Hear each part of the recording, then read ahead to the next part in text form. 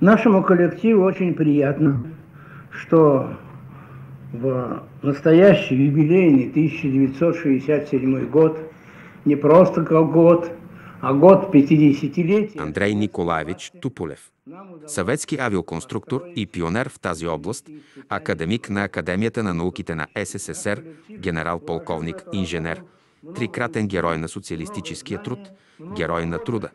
Създава над 100 типа самолети, 78 от които поставят световни рекорди.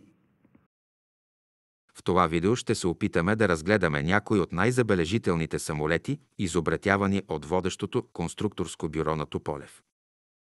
Можете ли да си представите, че един от най-ефективните бомбардировачи през Втората световна война е проектиран от затворник? Още от първия полет през 1942 г.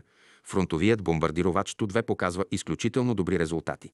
Истинската слава обаче го спохожда в края на войната, когато заличава от лицето на земята германския групов център по време на операция Багратион и бомбардира Кьонигсберг и Берлин. Той помага на Червената армия и да разруши японската квантунска армия в Манджурия. Ту-144 е съветският конкурент на свръхзвуковия пътнически лайнер Конкорд.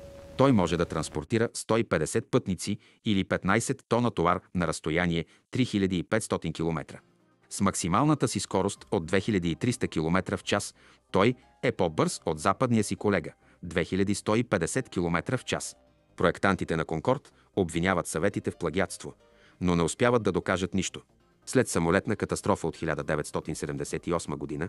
всички Ту-144 са приземени. През 1990 самолетът се използва за летяща лаборатория от НАСА, която се спира на съветската разработка поради впечатляващата й скорост. Общо са произведени 1026 самолета Ту-154, което прави тази машина най-масово произвеждания лайнер в СССР. Със скоростта си от 850 км в час той е един от най-бързите граждански самолети не само в Съветския съюз, но и в света. Стратегическият тежък бомбардировач Ту-160, известен като Белият лебед, е гордостта на руските въздушни сили.